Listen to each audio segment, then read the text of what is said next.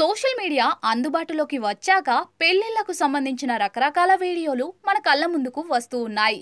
వాటిల్లో కొన్ని ఆసక్తికరంగా, మరికొన్ని ఫన్నీగా ఉండి అందర్నీ ఆకట్టుకుంటున్నాయి.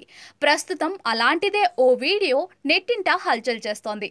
వైరల్ అవుతున్న ఆ వీడియోలోని వరుడి ఆనందం చూస్తే పొట్ట చెక్కలయ్యేలా నవ్వుకోవాల్సిందే. పెళ్లవుతోందనే ఆనందంలో ఆ వరుడు ఒళ్ళు మర్చిపోయి మరీ చిందులేశాడు. ఆ వీడియో సోషల్ మీడియా జనాలను ఆకట్టుకుంటోంది. వైరల్ అవుతున్న ఆ వీడియోలో ఓ పెళ్లి ఊరేగింపు జరుగుతోంది.